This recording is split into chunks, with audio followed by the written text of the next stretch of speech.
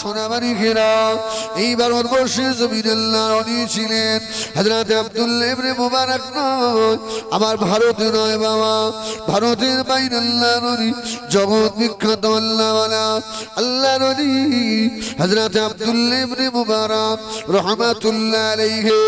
ও আমার ভাইরা, এই আব্দুল্লাহ ইবনে মুবারকের আব্বার নাম ছিল হযরত মুবারক করিম রহমাতুল্লাহ আলাইহি। কি নাম? মুবারক করিম। এত দিন দুঃখী গরিব, উনি পরের বাগানের পাহারাদার ছিলেন। ও বাগানেরা, যে মালিকে বাগানের পাহারাদার মুবারক করিম, ওই মালিকের অনেক বাগান বাবা, আপেল বাগান, আঙুরের বাগান, আর মুবারক করিমকে বেদানা বাগানে পাহারা দিতে দিয়েছে। গরিব মানুষ, চাকর মানুষ, আল্লাহর ওলি হযরত আব্দুল্লাহ ইবনে মুবারকের আব্বাজান মুবারক করিম রহমাতুল্লাহ আলাইহি বাগানে পাহারা দেন। 1-2 বছর নয়, 20টা বছর হয়ে গেল। ও আমার মেজানেরা, এই 20টা বছর পরে ওই বাগানের মালিক বাগানে এসেছে বাবা। এই মুবারক করিমের বাগান থেকে আমার অনেক লাভ হয়, আর অনেক বাগান আমি আরো বাড়াতে পেরেছি। ওই বাগানটা একবার দেখে আসি। ও আমার মেজানেরা, ওই বাগানের মালিক আব্দুল্লাহ ইবনে মুবারকের আব্বাজান যে বাগানে চাকরি করেন, গোলামি করেন, পাহারা দেন, ওই বাগানে চলে এলেন। ওই বাগানে এসে দেখে আল্লাহর ওলি হযরত মুবারক করিম রহমাতুল্লাহ আলাইহি হুজুর আমার দাঁড়িয়ে রয়েছে, কিতাব লেখে।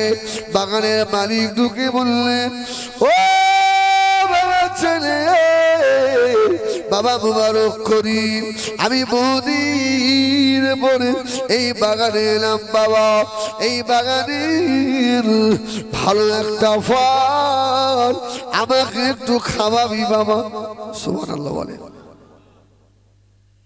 আল্লাহু আকবার। তো মুবারক করিম বাগান ঘুরে ঘুরে ভালো যে ফলটা মালিক এসছে না, ভালো করে কেটে ধুয়ে দেয় দিয়েছে, কিন্তু ফলটা টক। বাগানের মালিক 2টো দানা মুখে দিয়ে কেমন করে উঠেছে, বলছে বাবা মুবারক করিম, তুমি জানো এই বাগানের মালিক আমি, আর 20 বছর পরে এলাম বাবা। তুমি এই বাগানে 20টা বছর চাকরি করছো, তুমি জানো না কোন গাছের ফলটা তিতো টক, কোনটা মিষ্টি? আমাকে একটা ভালো ফল তো দিতে হয়। এই টক ফল আমার দেয় বাবা। ও বাগানেরা, আল্লাহ বাগানের হযরত আব্দুল্লাহ ইবনে মুবারক রহমাতুল্লাহ আলাইহির আব্বাজান মুবারক করিমের 2টা চোখের গোড়া দিয়ে পানির তোষা গড়িয়ে যায়। হুজুর বলেছিলেন, ও আমার বলে বেয়াদবি মাফ করুন, এই বাগানে 20 বছর চাকরি করি, একদিনের জন্য একটা ফলের দানা মুখে দিইনি। বাগানের মালিক আল্লাহর ওলি আব্দুল্লাহ ইবনে মুবারকের বাবার মুখের পানে তাকিয়ে রয়েছে। জোরে বলুন সুবহানাল্লাহ। কি ছেলে রে বাবা! এই সামনে আম পাকার সময় আসছে, অনেকে দেখবেন যারা বাগান কেনে, বাগানে পাহারাদার লোক রাখে না, যাকে পাহারাদার রেখেছে, যে আম গাছটা নেমে গেছে, মানে গাছ অনেক সময় নেমে যায় না, গাছের আম পেকে যায় গাছে, আমরা কি বলি গাছটা না নেমে গেছে, তাই বলে তো। এদিকে হ্যাঁ ঝুলে নয়, গাছ যখন নেমে যায় তখন গাছের ফল গাছে পেকে যায়। গাছ পাকানোর পরে আমরা কি বলি, গাছটা নেমে গেছে, আমাদের দিকে বলে। এখন যদি আমার মতো মূল সাহেবের পাহারাদার রাখে ভাই, আচ্ছা গাছ পাকা আম বাগানের মালিক একটাও পাবে? ও কখন ফজরের আগে উঠে ব্যাগে করে গুছিয়ে বাড়ি দিয়ে এসে তার ফজরের নামাজ পড়ে। আল্লাহ আল্লাহ মাফ করো, হ্যাঁ আল্লাহ মাফ করে। আর এ ছেলে 20 বছর মুখে দিইনি, তা বাগানের মালিক দিকে বলছে বাবারে কচি তাই। আল্লাহ রানী হযরত আব্দুল্লাহ ইবনে মুবারকের আম্মা জান হযরত মুবারক করিম রাহমাতুল্লাহ আলাইহি হুজুরকে বাগানের মালিক বললেন, ও বাবা ছেলে, তোমাকে আমি ফল খেতে নিষেধ করেছি নাকি? খাওনি কেন বাবা? আল্লাহ রানী হযরত মুবারক করিম বলেছিলেন, হুজুর আপনি আমাকে খেতে বলেননি, আবার আপনি নিষেধও করেননি, ওই জন্য আমি ফল খাইনি। জোরে বলুন সুবহানাল্লাহ। ও আমারে বলে বেরবি মাফ করুন, আমি যে নামাজ পড়ি, আমি যে রোজা রাখি, আমি যে জিকির করি, আমি যে কোরআন তেলাওয়াত করি, আমি যে আল্লাহকে ভয় করি, ইয়া আইয়ুহাল্লাযীনা আমানুত্তাকুল্লাহ, আমি ঈমানদার, আমি আল্লাহকে বেশি ভয় করি। ও আমার বাগানের মুরিদ, এই এত বড় বাগানে এত ভালো ভালো ফল পেকে আছে, আমার কি মন চাই না একটা ফল আমি পেড়ে খাই? অনেক সময় আমার এই বাগানের ফল ধনী মানুষের ছেলেরা কিনে নিয়ে যায়, আমার সম্মুখে দাঁড়িয়ে দাঁড়িয়ে বেদানাগুলো চিবিয়ে চিবিয়ে খায়, এত রস বেদানা ওদের গালের 2 পায়ে দিয়ে রস ছড়িয়ে পড়ে। আমার মনটা চাই আল্লাহ 20টা বছর হয়ে গেল এই বাগানে পাড়া দি, আল্লাহ একটু ফল খাবো। অনেক সময় আমার মনটা বলে আমি বাগানের বেদানায় হাত দিই, ও আমার মুনিব, ওই ফলে হাত দিলে আমি যেন আমার আল্লাহকে দেখতে পাই। জোরে বলুন সুবহানাল্লাহ। ও বাগানের মালিক দাঁড়িয়ে দাঁড়িয়ে অজর কাঁদছেন, আল্লাহ পাক কেমন ছেলেকে বাগানে রেখেছি আল্লাহ। হুজুর আমার বললেন, হুজুর আমি ফল খাওয়ার ইচ্ছা হয়, রাত্রিরে আমি ঘুমিয়ে পড়ি, অনেক রাত্রিরে স্বপ্ন দেখেছি আমি ফল খাচ্ছি হুজুর, আমি ফল খাচ্ছি, আমার এত মনটা চায়। বাগানের মালিক বলল, বাবা খেলে না কেন?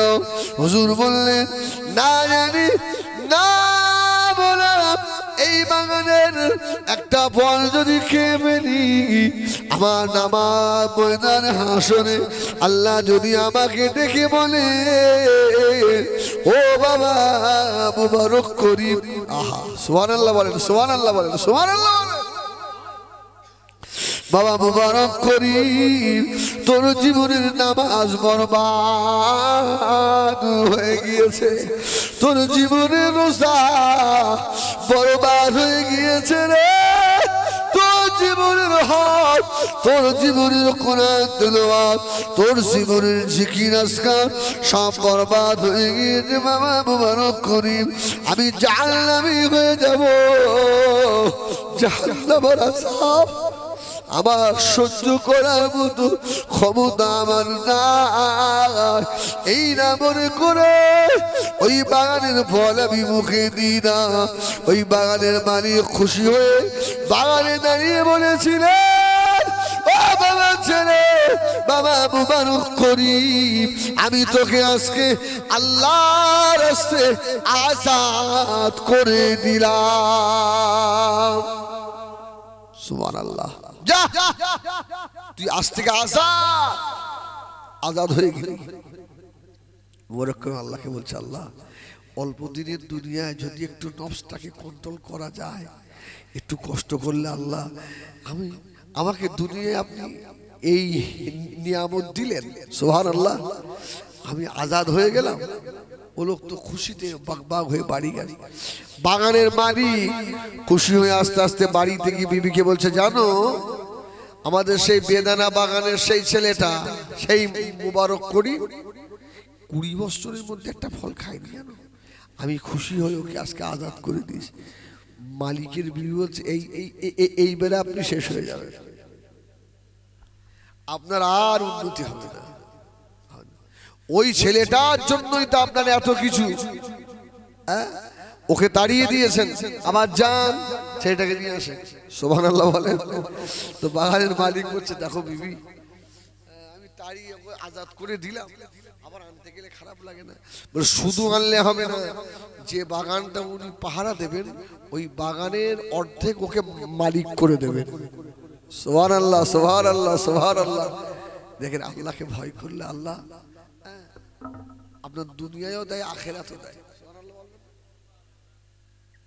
আমার ভাইয়েরা, সোনা মানিকেরা, ও নওজওয়ানেরা, যুবকেরা, মায়েরা, বোনেরা, বেটিরা, ছেলেটা আস্তে আস্তে চলে গেল। বাগানের মালিক আল্লাহর নবী হযরত মুবারক করিমের ঘরের সম্মুখে গিয়ে সালাম দিলেন। হুজুর বার হয়ে গেল। বাগানের মালিক বলল, ছেলে, ও বাবা ছেলে, আজ থেকে তোমাকে আবারও ডিউটি করতে হবে। আল্লাহর ওলি আব্দুল্লাহ ইবনে মুবারকের আব্বা জান বলেছিলেন, হুজুর আপনি আমাকে আজাদ করে দিলেন। আব্দুল্লাহ বাগানের মালিক বলল, ও বাবা মুবারক করিম, আমাকে বাড়িতে উঠতে দেয় না, তুমি তাড়াতাড়ি চলো। হুজুর আবার বাগান পাহারা দিতে চলে এলেন। বাগানে রেখে বলল, বাবা ছেলে রে, ও মুবারক করিম, এই বাগানে তুমি শুধু পাহারাদার নও, এই বাগানের অর্ধেকের মালিক তোমাকে বানিয়ে দিলাম। আল্লাহর খুশিতে বাগবাগ হয়ে গেল। আল্লাহ সারা জীবন গোলামি কাটলেও একটা গাছ কেনার ক্ষমতা ছিল না আমার।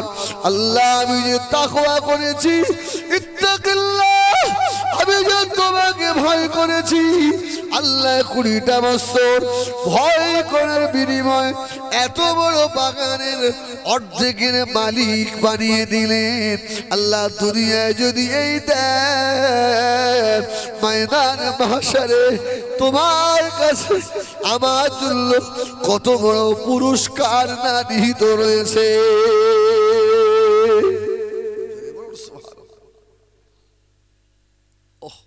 বাগান পাহারা দিচ্ছে হুজুর।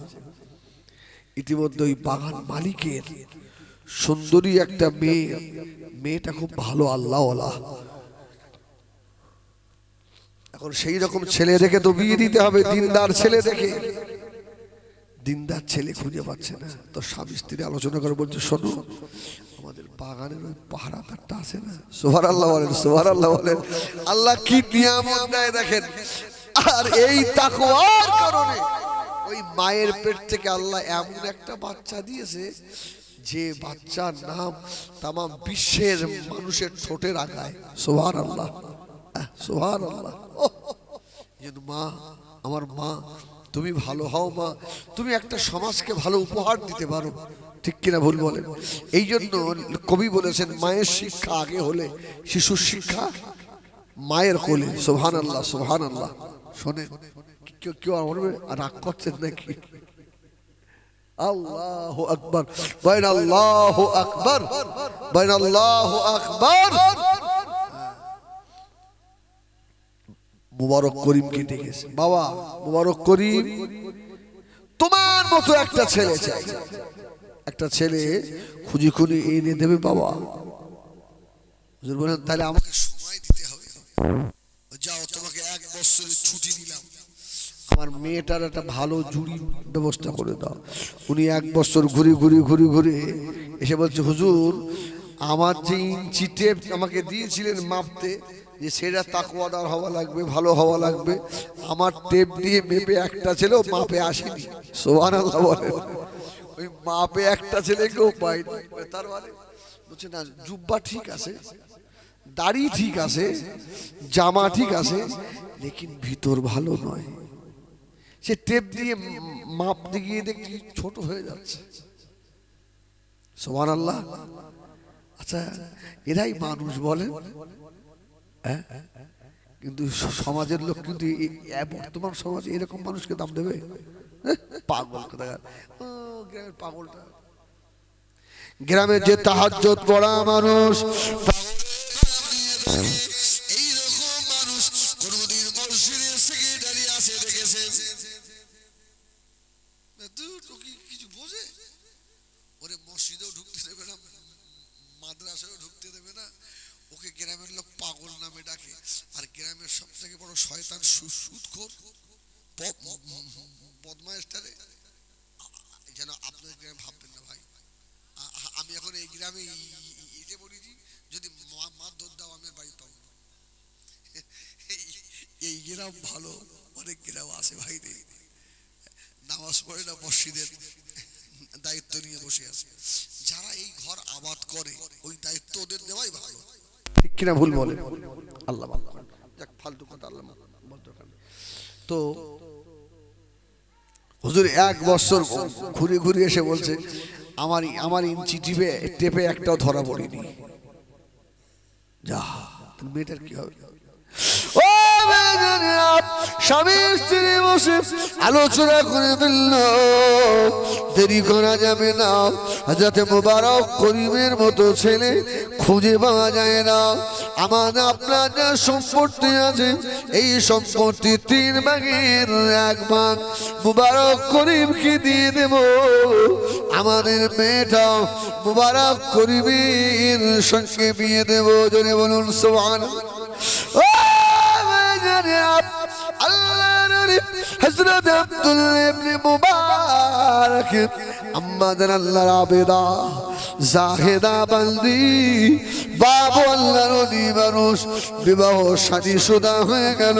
আল্লাহ পাক স্বামী স্ত্রী মিলনে জগৎ বিখ্যাত আল্লাহর ওলি, জগৎ বিখ্যাত মুহাদ্দিস আব্দুল্লাহ ইবনে মুবারককে আল্লাহ দুনিয়া দেখালেন। জোরে বলুন সুবহানাল্লাহ। ও আমার বাবুনেরা, বেটিরা, মা কানা মুহাম্মাদুন আবা আহাদিম মিন রিজালিকুম ওয়ালাকিন রাসূলুল্লাহ ওয়া খাতামান নবী। আর নবী আসবে না, নবী আসার দরওয়াজা বন্ধ হয়ে গেছে। তবে এখন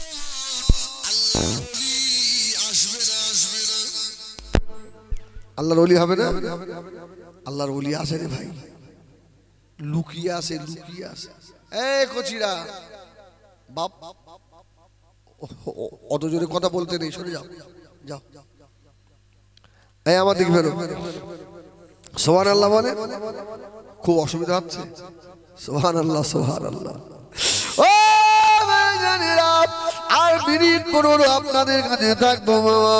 আমি যে আমলের রস দিয়ে শুরু করেছিলাম, জামা আমাদের আল্লাহ পাক কত বড় দরজা দিয়েছেন। ছোট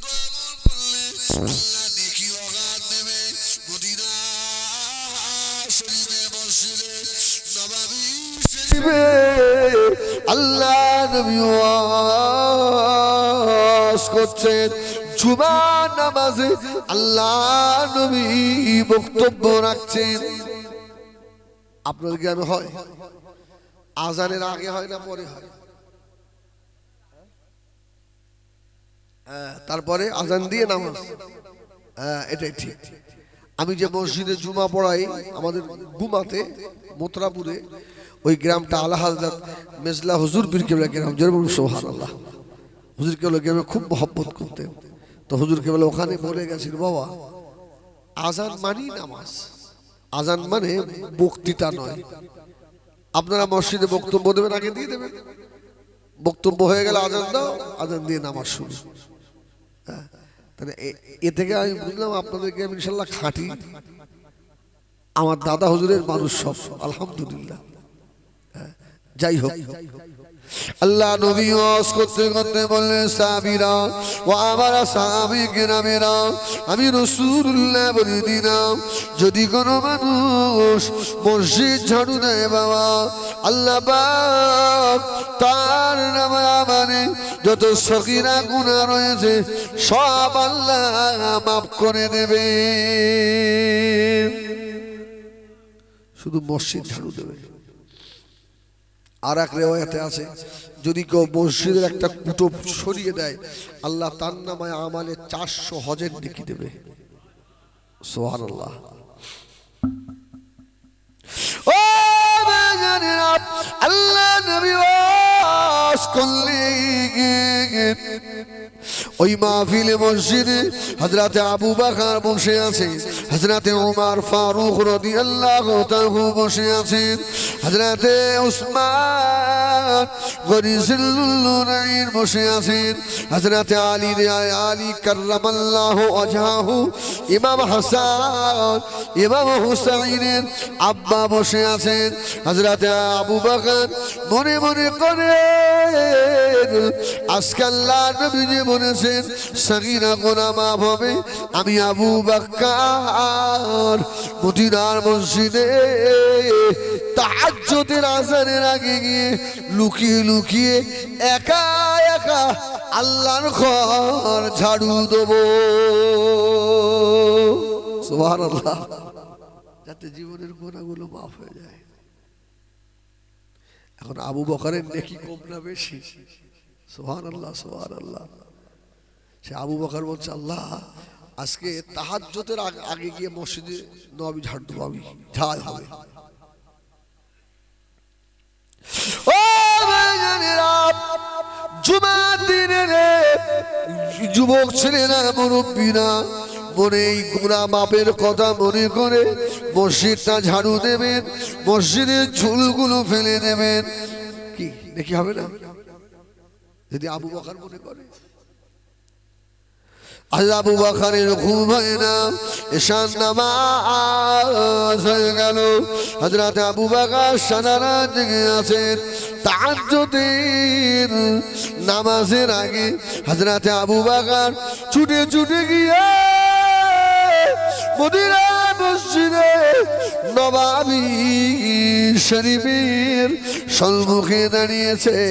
কিন্তু আবু বকর থেকে মদিনা মসজিদ নববী শরীফ অন্ধকার, মদিনার মসজিদে নববীর ভিতরে কি যেন খটখট করে আওয়াজ হচ্ছে। সুবহানাল্লাহ। আচ্ছা, আপনাদের এই মসজিদটা যে জায়গায় যদি লোডশেডিং হয়, ঝড় পানি থেকে লাইন নেই, রাত 2টোর সময় মুয়াজ্জিন যদি এসে দেখে যে মসজিদের মধ্যে খটাস খটাস আওয়াজ হচ্ছে, ওর ঢুকবে। আরে মুয়াজ্জিন বান্দার আমি ঢুকবো কোন দিক দিয়ে? দৌড়িয়ে পালাবো তা ঠিক নেই। আজকে জেনে এস মনে হয়। আল্লাহ আল্লাহু আকবার। হযরত আবু বকর দাঁড়িয়ে ভাবছে, জিন টিন নাকি, কি হলো, এরকম আওয়াজ হয় কেন? কিন্তু মদিনার মসজিদের ভিতরে একজন তো বসে বসে ঝাড়ু দিচ্ছেন অটোমেটিক। জোরে বলুন সুবহানাল্লাহ। অন্ধকারে বসে বসে। ও ভাইজানেরা, হযরত আবু বকর দাঁড়িয়ে দাঁড়িয়ে ভাবছে, আমি আবু বকর আজ বুঝি হেরে যাব। আমার আগে কে আবার মদিনার মসজিদ নববী শরীফে চলে এলো। আরে খেয়াল করে দেখে দিন দুনিয়ার বাদশাহ হাবিবুল্লাহ জনাবে মুহাম্মদুর রাসূলুল্লাহ সাল্লাল্লাহু আলাইহি ওয়াসাল্লাম মদিনা মসজিদ নববীর ভিতরে বসে আল্লাহর নবী নূরের হাত দিয়ে মদিনা মসজিদ নববী ঝাড়ু দিচ্ছে।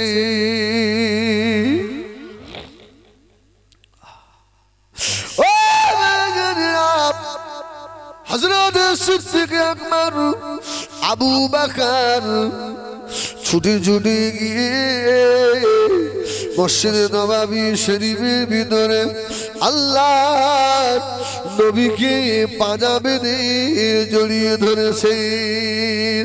জোরে বলে না আবু বকরের কপাল কাকে জড়িয়ে ধরে? যিনি হলেন দিন দুনিয়ার বাদশাহ।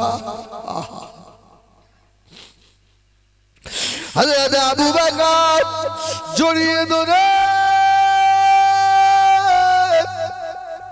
পাগলের মতো কাঁদছে, নবী গো ইয়া রাসূলুল্লাহ, আপনি যে ওয়াজ করলেন, আপনি কেন ঝাড়ু দিতে এলেন?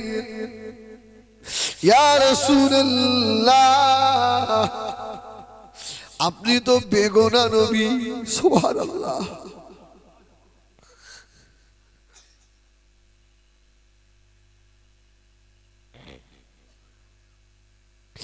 ইয়া রাসূলুল্লাহ, আপনি তো বেগুনা মাসুম নবী।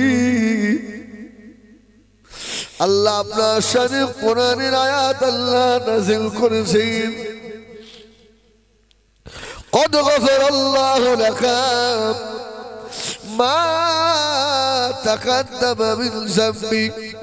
আল্লাহ আপনার পূর্বের এবং পিছনের সমূহ গুনাহ থেকে পাক করে দিয়েছে নবী গো। আপনার তো সাগীরা গুনাহও নাই, আপনি কেন ঝাড়ু দিচ্ছিলেন? সুবহানাল্লাহ বলে। আল্লাহ নবী বলেছিলেন, ও বাবাজি আবু বকর, আমি নবী মুহাম্মদ সাল্লাল্লাহু আলাইহি ওয়াসাল্লাম ওয়াজ করলাম, এই ওয়াজের উপরে আমি যদি আমল না করি ময়দানে আসরে আল্লাহ দরবারে আবু বকর আমি মুহাম্মদ আসামি হয়ে যাব বাবা। সেই দিনের কথা আমার বড় মনে হয়। ও আমার ভাইরা কি বলবো, আল্লাহ জানেন মাঝে মধ্যে জলসায় আমার মনে গাড়িতে বসে বসে একা একা কাঁদি। আল্লাহ আমি যে সারা বছর ওয়াজ করি সব আমল আমি করতে পারি না। আল্লাহ আল্লাহ আপনি যদি আমাকে ধরেন, আমার জাহান্নাম ছাড়া রাস্তা নাই। আল্লাহ আমি সব আমল করতে পারিনি। আল্লাহ তুমি যদি তোমার গোলামকে ক্ষমা করে দাও, আমার মনটাকে বুঝদি না। হিজবুল্লাহ তুই আমল করিস না, পাগলামো করবি না রে। তোর আজে কি একটা মানুষও নামাজি হয়নি হিজবুল্লাহ? তোর কথা শুনে কি একটা দাড়ি কাটা কি দাড়ি রাখেনি? যদি একজনেও হয়ে যায় আল্লাহ পাক সেই দিনে ওই এক নামাজির খাতিরে আমার মতো কীটকে আল্লাহ ক্ষমা করে দিতে পারে। সুবহানাল্লাহ সুবহানাল্লাহ। ভাঙড়ে একটা ছেলে, ভাঙড় নয় ওটা আপনার ঘটকপুকুর পার হয়ে গিয়ে চন্দনেশ্বর বাগ থেকে ভিতরে, সেটা হাফেজ সাহেব ছিল, ডাকাত হয়ে গেল। ডাকাত বহুত তো শাকসার পুকুর আছে না, ওই ভিতরে আপনার বনগ্রাম বলে একটা গ্রাম আছে, ওখানে দুপুরে আজ থেকে 8-9 বছর 10 বছর আগের কথা, আমি সভা করছি দুপুরবেলা। ওই বদ আমার জলসার সামনে দিয়ে গেছে, এইসব মিডিয়া হচ্ছে, সেও শুনবে কথাটা। তো বাড়ি গেছে, আর মা বলছে তুই হাফেজ সাহেব মানুষ, এত বদ হয়ে গেলি, তোকে এত কষ্ট করে মানুষ করলাম, জানা হিজবুল্লাহ মানুষ বস করছে, যা একটু শুনে আয়, যা শুনে আয়। সেই খোদার কসম সে আমাকে নিজে বলছে, হুজুর আপনি ওয়াজ করছিলেন আর মাঠের ধারে প্যান্ডেল, আমি আপনার প্যান্ডেলের পিছনে বসিস, সামনে গেলে লোক সব খারাপ বলবে। হ্যাঁ, পিছনে বসে বসে আপনার ওয়াজ শুনেছি আর আমার দুটো চোখ দিয়ে হুজুর ঝরঝর করে পানি পড়েছে। আমি ওখানেই বসে তওবা করেছি, আল্লাহ আমি আর খারাপ কাজ করবো না। সুবহানাল্লাহ। এখন সেই হবে সে মসজিদের ইমাম, জোরে বলুন সুবহানাল্লাহ। সে এখন ওয়াজ করে, এখন এই এলাকায় টুকটাক জলসা মাহফিল টাহফিল হলে ভালো ওয়াজ করে। সুবহানাল্লাহ বলে।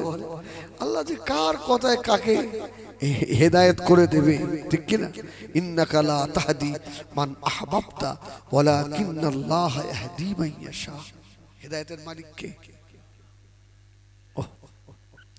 আল্লাহ নবী বললে, বাবা আবু বকর আমি আল্লাহ দরবারে জবাব দিতে পারবো না, এই জন্য আমি আগে এসে ঝাড়ু দিচ্ছিলাম। হযরত আবু বকর আল্লাহ নবীকে বললেন, ইয়া রাসূলুল্লাহ আপনি যে ঝাড়ু দিচ্ছিলেন ওই ঝাড়ুটা কোথায়? সুবহানাল্লাহ। আল্লাহ নবী বলেছিলেন, ও আবু বকর আমি রাসূলুল্লাহ জানি দুনিয়ার যত মসজিদ আছে এই মসজিদগুলো আল্লাহ বাইতুল মামুর ফেরেশতাদের কাবার সঙ্গে আল্লাহ জুড়ে দেবেন। যে মসজিদের এত মর্যাদা এত সম্মান, ওই মসজিদে আমি কি করে ঝাড়ু মারি? বাবা আবু বকর আমি রাসূলুল্লাহ দূরে হাত দিয়ে ঝাড়ু দিচ্ছিলাম। সুবহানাল্লাহ। আমি মসজিদে ঝাঁটা মারবো, হাত দিয়ে ঝাড়ু দিচ্ছি। হযরত আবু বকর আল্লাহ নবীকে বললেন, ইয়া রাসূলুল্লাহ ইয়া হাবিবাল্লাহ আপনার হাতটা একটু দেখি, আপনার নূরের হাত। ইয়া রাসূলুল্লাহ আপনার নূরের হাতটা দেখান। হযরত আবু বকর আল্লাহ নবীকে নূরের হাত দেখালেন। খেতাবে এসেছে হযরত আবু বকর আল্লাহ নবীর হাতের দিকে তাকিয়ে দেখে আল্লাহ নবীর নূরের দস্ত মুবারক লাল হয়ে গিয়েছে। আল্লাহ নবীর হাত লাল হয়ে গিয়েছে।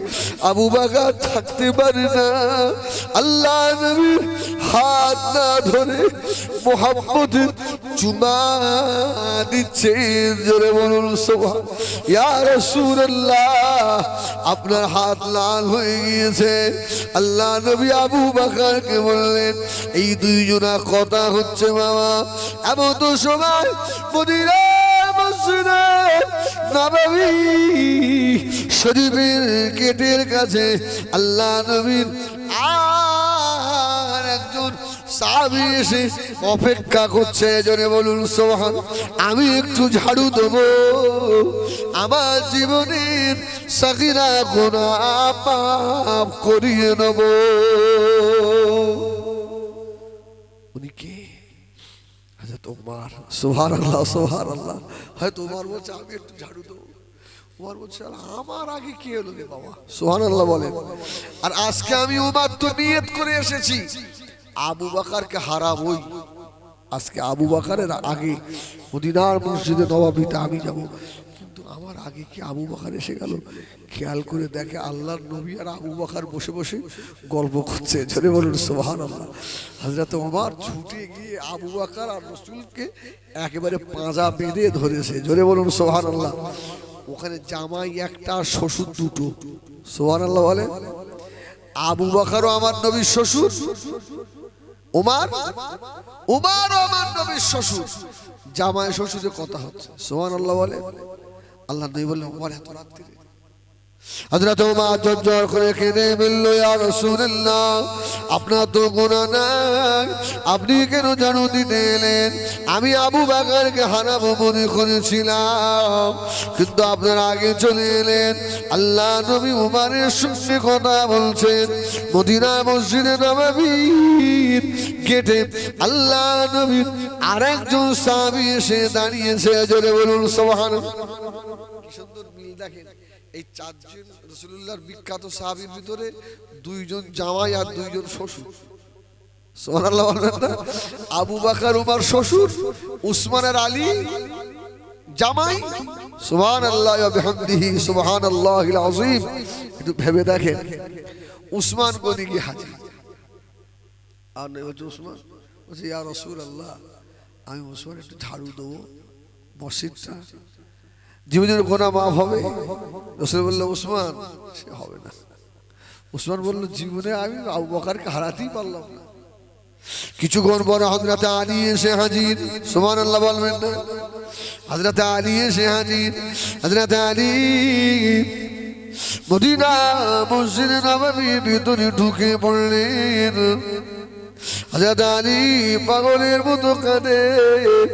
আমি আলী সকলের পিছনে পড়ে গেলাম, আমি আলী পিছনে পড়ে গেলাম। আল্লাহ নবীর কাছে গিয়ে বললেন, ইয়া রাসূলুল্লাহ, আপনি কেন এলেন? আল্লাহ নবী বলেছে, বাবা আলী, আল্লাহ দরবারে আমি মুহাম্মদ জবাব দিতে পারবো না। জোরে বলুন সুবহানাল্লাহ। ও আমার ভাইজানেরা, সোনা লিখেরা, এই জন্য বলি মসজিদে আসবেন, একটু ঝাড়ু দিয়ে দেবেন, ইচ্ছা করে মসজিদটা একটু মুছে দেবেন। মেম্বারের আপনার ইমাম সাহেবের নামাজের জায়গা মুসল্লাটা একটু নোংরা হয়ে গেছে, হাতে করে বাড়ি নিয়ে গিয়ে সাফ করে নিজে হাতে আবার এনে বিছিয়ে দেবেন মসজিদের সম্মুখে। আর খাস নোংরাগুলো বসে বসে নিজে হাতে সাফ করবেন।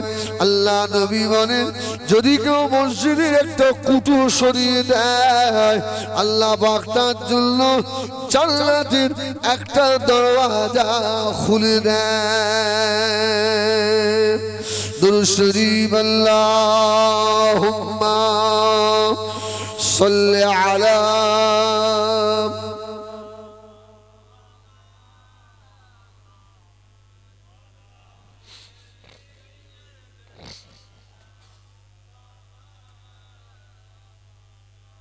जिल्दा को मुर्दा बनावे तू, फिर मुर्दा को जिंदा उठावे तू, तेरे हाथ में है फना बका, तेरी शान जल्ला जलालुहु, ला इलाहा इल्लल्लाह, ला इलाहा इल्लल्लाह, ला इलाहा इल्लल्लाह, मुहम्मदुर रसूलुल्लाह।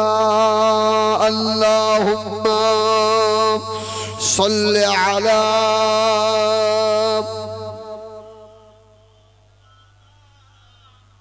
अल्लाह।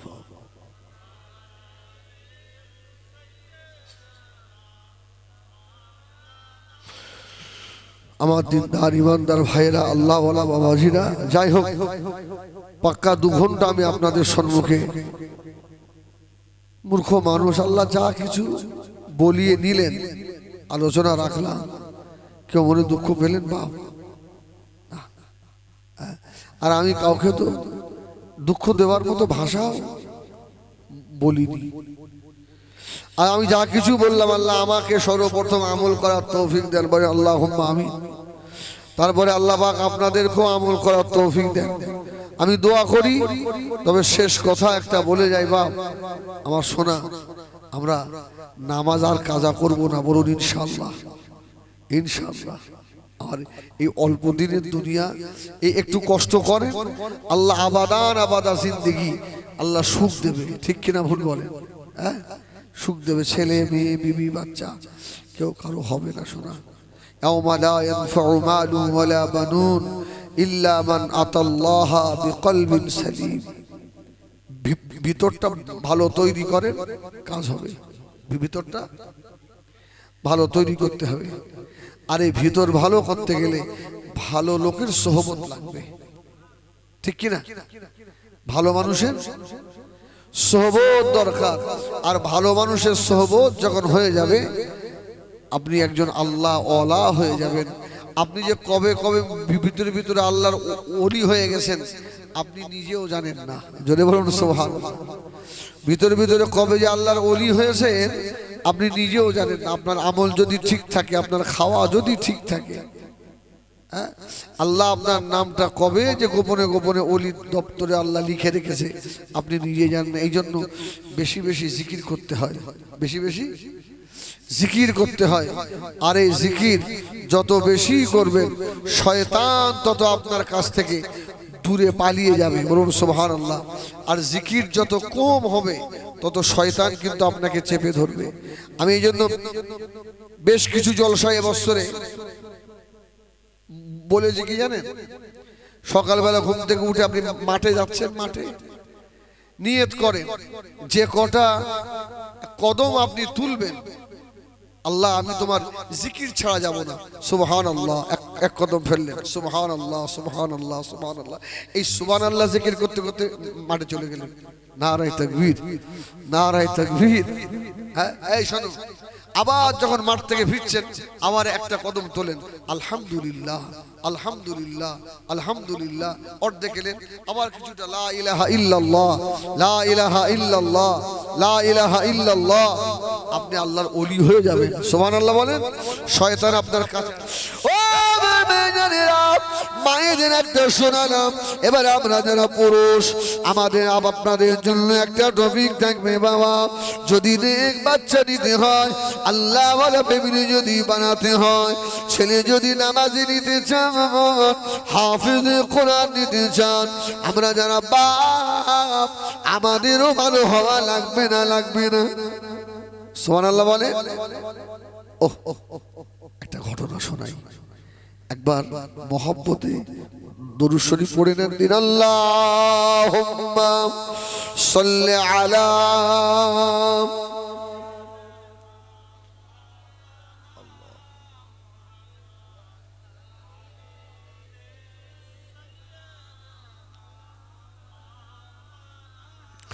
आप बनो तुराहे कुरान रसूल अरबी, आपका नाम है जीशान रसूल अरबी, आपकी कदमों में दो जान रसूल अरबी,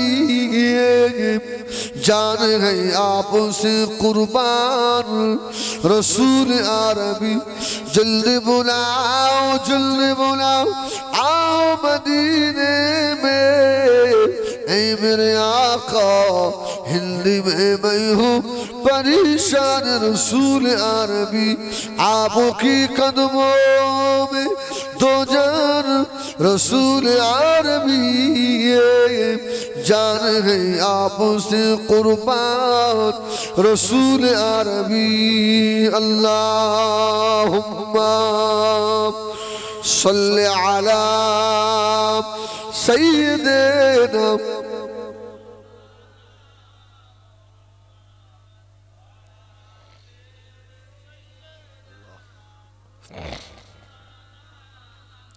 তকবীর দেন, নারায়ে তাকবীর, আলহামদুলিল্লাহ, নারায়ে তাকবীর। আপনারা অনেকে বলবেন যে হুজুর আসতে বললেও তো আল্লাহ শোনে। কি আসতে বললে আল্লাহ শোনে না? আর জোরে বললেও আল্লাহ শোনে। তা আপনাদের এইরকম স্বভাব কেন? আর জোরে বলো, আরো জোরে বলো। অনেকে দেখবেন আবার রেগে যায়, তো বলবো চুপ করে থাকে। আরে ভাই, আসলে ভুলটা আপনাদের নয়, দোষটা আমাদের। কেন আমরা জোরে আপনাদেরকে বলতে বলি এই ব্যাখ্যা তো আমরা কোনদিন দিইনি। এই জন্য আপনাদের রাগ হয়। কোনো মানুষ যখন জোরে আল্লাহর নাম নেয়, আল্লাহ আকবার বলে, আল্লাহ রসুল বলছে এর আল্লাহ, এই আল্লাহ জিকিরের আওয়াজ যখন বান্দার জবান থেকে জোরে বার হয়, এই আওয়াজ যত দূরে যায় ওর সঙ্গে কণ্ঠ মিলিয়ে গাছপালা কাঁকর সকলেই আল্লাহ পাকের জিকির করে। জোরে বলুন সুবহানাল্লাহ। এই জন্য আমরা মাঝে মধ্যে বলি ভাই একটু জোরে বলেন, আসতে বললেও আল্লাহ শুনে, শুনে না আল্লাহ শুনে। যাই হোক বাদ দেন, আল্লাহ মাফ করে। তো আমরা যারা পুরুষ আমাদেরকেও ভালো হওয়া দরকার আছে। যদি ভালো বাচ্চা নিতে হয়